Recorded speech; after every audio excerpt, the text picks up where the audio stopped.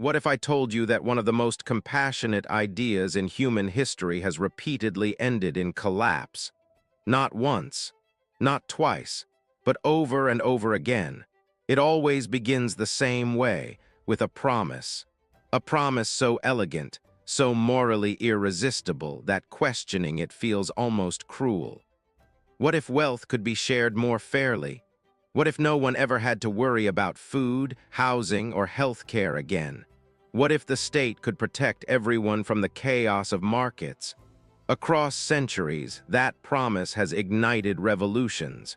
It has toppled monarchies. It has filled university halls with applause. Leaders rose convinced they had discovered the formula for justice. They promised equality. They promised dignity. They promised liberation. And yet, the pattern keeps repeating. The outcome is rarely abundance. It is scarcity, rarely freedom. Often control, not always dramatic collapse, sometimes something slower. A long dimming. Why were all these leaders evil? Were all their supporters naive? No, the failure runs deeper than intention. It collides with something colder than ideology. Economics. And economics does not respond to hope. It responds to incentives. To understand why centralized systems repeatedly unravel, we first need to understand why they sound so convincing. Because the appeal is not irrational. It is deeply human. Look around any modern market society. You will see inequality. You will see inherited fortunes towering over struggling workers. You will see families bankrupted by illness. These are not fantasies. They are real. So when someone proposes a simple solution, take excess from those with too much and distribute it to those with too little, it feels reasonable. Even moral. Guarantee basic needs. Eliminate uncertainty. Use state power to engineer fairness. Who could oppose that? History's answer is sobering. The problem is not the goal. The goal is often admirable. The problem is the mechanism. Because complex economies are not machines you can redesign with a blueprint. They are information systems. In a functioning market, prices are not random numbers. They are signals. When bread becomes expensive, it tells farmers to grow more grain. When steel demand rises, producers expand output. Millions of individuals, farmers, engineers, shopkeepers, each act on local knowledge.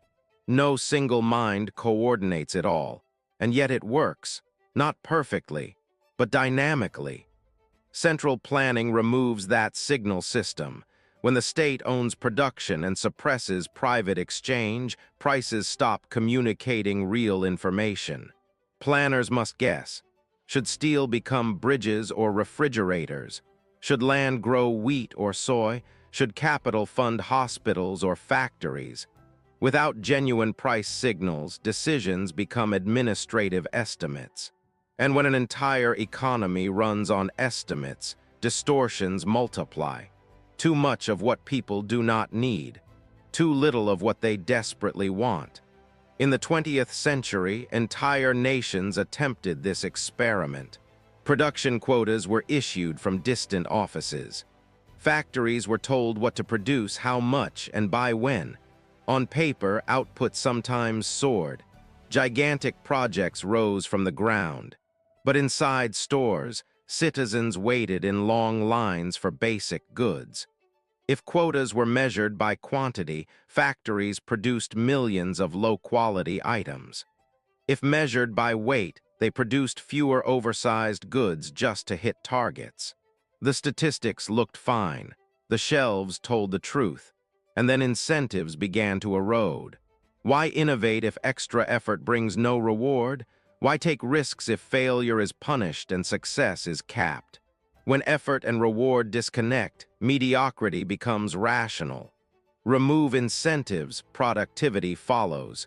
Even resource-rich nations could not escape this pattern. Oil revenues masked inefficiency for a time. Government programs expanded. Consumption rose. But when prices were fixed below cost, farmers stopped producing. When profits were seized, entrepreneurs stopped investing. When industries were nationalized, efficiency declined. At first, shortages affected luxuries, then essentials, then medicine. Inflation followed. Savings evaporated, professionals emigrated, fields were abandoned. Black markets quietly reintroduced the price signals governments tried to suppress. Human behavior adapted because incentives never disappear. They simply go underground. Perhaps the clearest evidence comes from divided societies. Same culture, same language, same history, different economic systems. One side allowed private property and price coordination. The other imposed centralized control. A few decades later, the divergence was unmistakable. One region technologically advanced, the other economically isolated. Same people, different rules. This is not about ideology, it is about information. Modern economies are too complex to be centrally calculated. No committee, however intelligent, can replicate the distributed knowledge embedded in millions of voluntary exchanges. Markets are imperfect. They generate inequality. They require guardrails. But when governments attempt to replace them entirely, they remove the coordination mechanism itself. For a time, promises hold. Spending expands. Optimism survives. Eventually, arithmetic intervenes. You cannot permanently detach reward from effort. You cannot silence prices without distorting reality. You cannot ignore scarcity without consequences. Across continents and decades, the pattern repeats. Where private property and voluntary exchange are protected, output rises over time. Where price systems are dismantled and incentives suppressed, stagnation follows. Not always overnight, sometimes gradually. A slow erosion. The promise of guaranteed equality is emotionally powerful, but intentions cannot substitute for information. Authority cannot replace incentives. Compassion without economic understanding can produce the opposite of what it intends. A beautiful promise can conceal a structural flaw. And when nations are built on that flaw, the cost is measured in lost opportunity, suppressed potential, and generations delayed. The question is not whether equality matters, it does. The question is whether abolishing the mechanisms that create wealth can ever produce more of it. History's answer has been consistent. Ignore incentives, silence prices, centralize power. And the promise fades into shortage. Respect information, align reward with effort, allow millions of minds to coordinate freely. And prosperity, imperfect but resilient, has room to grow. The mathematics are not emotional. They are relentless, and somewhere, even now, a new promise is being made. The question is not whether humanity will try again. The question is whether we will remember what happened last time.